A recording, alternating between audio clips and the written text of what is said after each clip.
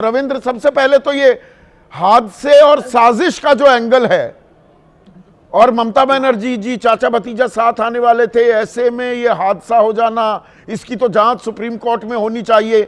विपक्ष भी सवाल उठा रहा है और एनडीए खेमे से अशोक चौहान भी कह रहे हैं जांच होनी चाहिए। पर शरद पवार का कुछ ही देर पहले बयान आया कि ये तो हादसा है और कुछ नहीं है, कोई साजिश नहीं। वो जांच की भी बात नहीं कह रहे हैं। इसको आप राजनीतिक तौर पर कैसे रीड करते हैं? देखिए, मैं बारामती में हूं अभी, और जहां तक सवाल है यहाँ पे जमीनी हकीकत का, तो यहाँ पे अब दो खेमों में बट गए हैं सारे लोग।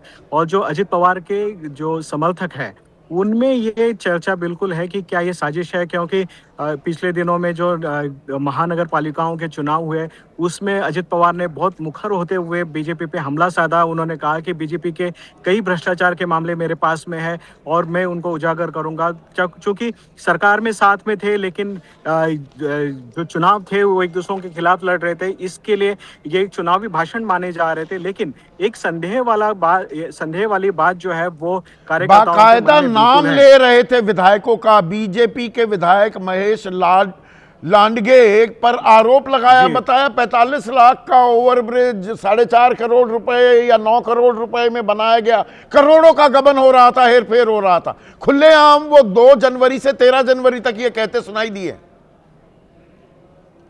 बिल्कुल, ये आरोप चुनावी जुमले हो सकते हैं या फिर चुनावी आरोप हो सकते हैं। मैं थोड़ा सा और इस बात पे थोड़ा सा प्रकाश डालना चाहूंगा, क्योंकि देखिए, अब दोनों एनसीपी या तो साथ में आएंगी या टूटेगी। एक सबसे बड़ा सवाल था।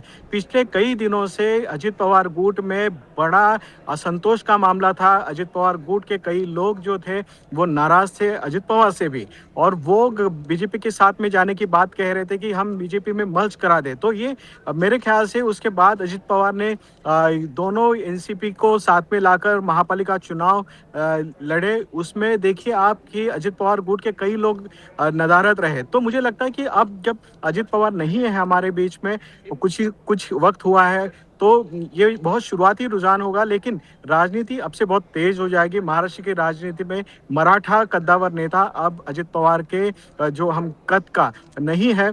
साथ ही में आप देखेंगे कि अजित पवार जिस एग्रेशन से काम करते थे, उस एग्रेशन को आगे ले जाने वाला कोई नेता नहीं है। बहुत बड़ा वैक्यूम महाराष्ट्र की राजनीति में है। और साथ ही में 2 पार्टियां साथ में आएंगी या 2 पार्टियों में अब वापस से एक बार फूट होगी, ये सबसे बड़ा सवाल आज के दिनों में यहाँ पर बारामती में कुछ ही मतलब आप ये कह रहे हैं पर एनसीपी में एक बड़ा धड़ा कह रहा है कि इसमें साजिश की बू आ रही है, जबकि शरद पवार ये कह रहे हैं कोई साजिश नहीं है, ये तो एक हादसा है, नहीं होना चाहिए था, हो गया, दुखद है।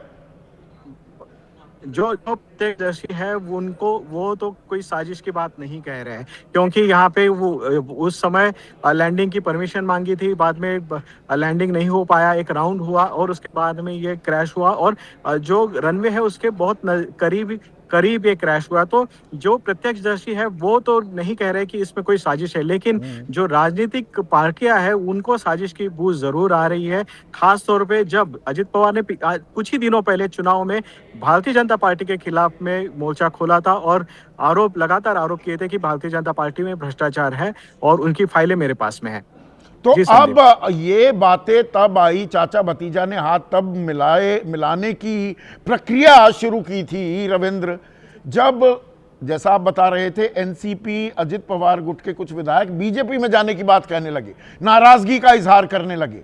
अब जब अजित पवार नहीं है तो एनसीपी अजित पवार का क्या होगा? क्या कुछ विधायक बीजेपी जा सकते हैं, या सुनेत्रा चौधरी कमान संभालेंगी, या सब कुछ शरद पवार की शरण में जाते दिखेंगे?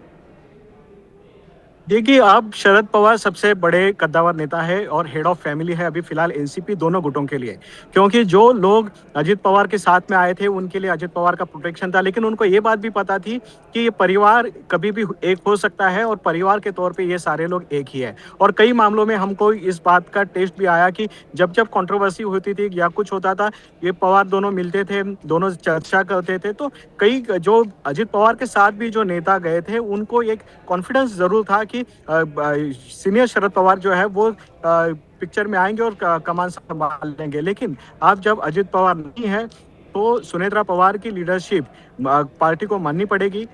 तो मानेंगे नहीं मानेंगे, ये सबसे बड़ा सवाल है, क्योंकि पिछले कई दिनों में पार्टी के कुछ नेताओं में मनमुटाव बिल्कुल था। जो अजित पवार गुट के नेता है, खासतौर पे प्रफुल्ल पटेल उसकी अगुवाई कर रहे थे और उन्होंने खासतौर पे इसकी नाराजगी भी जताई थी।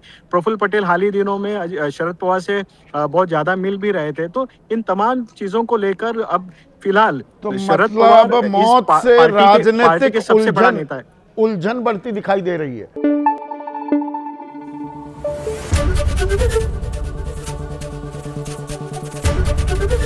एबीपी न्यूज आपको रखे आगे।